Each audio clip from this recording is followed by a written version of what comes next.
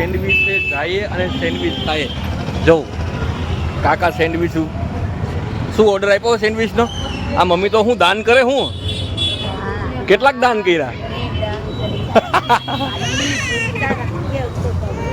શું ખાવાનો ઓર્ડર આપ્યો? તમારે તો ફ્રેન્ડ્સ, કાલની માટે સોરી કે કાલે અમે સેન્ડવિચ ખાવા માટે ગયા હતા. ત્યાં શું કહેવાય કે સેન્ડવિચ ખાતા ખાતા જ અમારે સવાર પડી ગઈ. એટલે એમ કહો ને કે ઈ જ થયું ને, કેમ કે સમથિંગ અમે સેન્ડવિચ 8 વાગે ખાવા ગયા હતા રાતે, અને અત્યારે સવારના 10 વાગી ગયા છે. તો સેન્ડવિચ ખાતા ખાતા અમારે રાત પડી ગઈ, એટલે સવાર પડી ગઈ. સોરી ફ્રેન્ડ્સ, જય શ્રી કૃષ્ણ, જય દ્વારકાધીશ. આઈ હોપ કે તમે બધા મજામાં હશો. જો વાગી ગયા છે સાંજના 4:30 અને મારે આજે જવાનું છે રૂટીન ચેકઅપ માટે હોસ્પિટલે. જો કે ઓલા નવાબઝાદા તો ત્યાં જ ડાયરેક્ટ આવી જશે હોસ્પિટલે.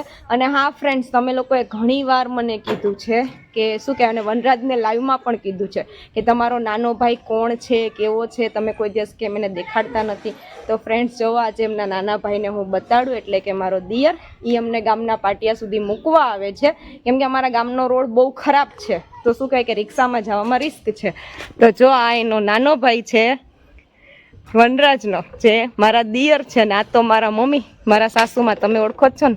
થઈ ગયા ને રેડી? તો જાવું ને દવાખાને? હા ફ્રેન્ડ્સ, અમે અમારા ગામના પાટીએ પહોંચી ગયા છે. હવે અહીંયાથી મને રિક્ષા મળે કે બસ મળે, જે મળે એ અમારે જવાનું છે. ને નવાબઝાદા તો ત્યાં હોસ્પિટલ આવી ગયા છે.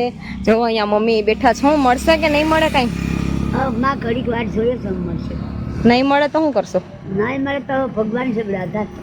તો પછી તઈ જવું તો જોઈએ ને દવાખાને, નહીં જવું પડે તો જોહે તો મળી જાય તો જાવ, નહીં મળે તો જાવ. તો ફ્રેન્ડ, મમ્મી કેમ કે કાંઈ નહીં મળે તોય જવું પડશે, અને મળશે તોય જવું પડશે. ને જો ફ્રેન્ડ્સ, આ અમારા ગામનું પાટિયું છે. તો જોવો બસ આવે છે ફ્રેન્ડ્સ. તો ચલો ફટાફટ હું બસમાં બેસી જાઉં, તમને મળું આગળ. હું ફાઇનલી હોસ્પિટલે પહોંચી ગઈ છું. એ નવાબ હજી આવ્યા નથી, પણ હમણાં મેં એને ફોન કર્યો હતો. એણે મને કીધું કે કંઈ વાંધો નહીં, હું 5-10 મિનિટમાં પહોંચું છું, તો આપણે ત્યાં સુધી અંદર જઈને કેસ લખાવી લઈએ. તો તમે જોવો, હું હોસ્પિટલે પહોંચી ગઈ છું. અહીંયા મમ્મી ઊભા છે. ચલો જવું છે ને અંદર? હા મારો જાય. હાલો, તો તમારો છોકરો આવે જ છે, આપણે અંદર જઈએ, ત્યાં આવી જાય. ફ્રેન્ડ્સ, તો તમે મારી સાથે બ્લોગમાં કન્ટિન્યુ રહેજો. હું અંદર જઈને કેસ લખાવી લઉં, ત્યાં નવાબ પણ આવી જાય. તો કેમ છો બધા? મજામાં છો ને ભાઈ? ભાઈ આજે શું કહેવાય કે જોબ ઉપરથી ડાયરેક્ટ દવાખાને જવું પડ્યું હતું, કારણ કે આજની અપોઇન્ટમેન્ટ હતી. ડૉક્ટર સાહેબે આપણે ડેટ આપી હતી એ પ્રમાણે આવવાનું હતું, એટલે બસ જસ્ટ આવ્યો. અને આમ તો મેડમે મોસ્ટ ઓફ બધી શું કહેવાય બતાવવાનું સાહેબને, પ્લસ ઇન્જેક્શન લેવાનું હતું. ઇન્જેક્શન બધું પતી ગયું છે. અત્યારે જો ઇન્જેક્શન લઈને રેસ્ટ લઈશે, તો મમ્મી છે ને મેડમ રેસ્ટ લઈ છે. શું થયું? તો અહીંયા કેમ ઇન્જેક્શન આપે એટલે તમને તો મજા જ આવે. નહીં, એમાં મજાની શેની વાત છે? આ તો ઇન્જેક્શન લીધું એટલે કહું છું. હા, તો થોડીક વાર ઇન્જેક્શન લીધું તો એમ થયું કે 5 મિનિટ બેસીને આરામ કરેલું. કેમ ચક્કર આવતી હતી? ચક્કર તો મને આવે છે, એટલે તો આજે ડૉક્ટર સાહેબને કીધું કે મને કંઈ જમવાનું ચાલતું જ નથી, તમે કંઈક દવા દે કે હું જમી શકું. તો દવાનો ચેન્જીસ કર્યો છે? દવા તો કેટલી બધી આવે, ટેન્શન. એવું છે. તો ચલો ફ્રેન્ડ્સ, હવે અહીંયાથી શું કહેવાય આગળ, એટલે કે અંદર માર્કેટમાં જવાનું છે. આજે નાની મોટી ખરીદી કરવાની છે. પાછી સાતમ આઠમ પણ આવે છે નજીક, તેની રીઝનથી થોડીક ખરીદી કરી લે ને કપડાની ને એવી બધી. તારે કપડાં લેવા છે કે નહીં?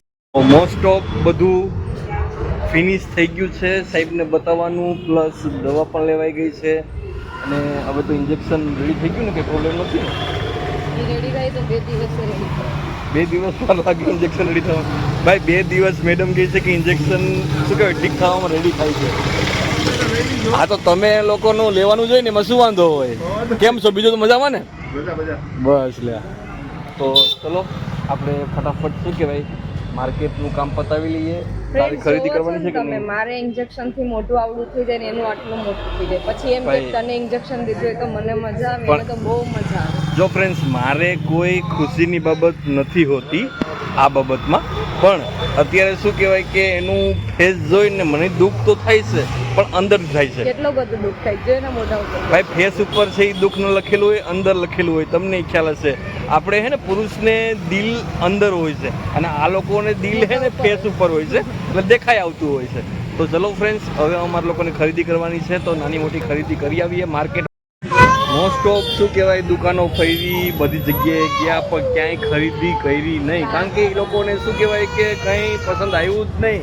મને કીધું કરતાં 2-3 દિવસ પછી આપણે પાછા રિટર્ન ખરીદી કરવા માટે આવશું.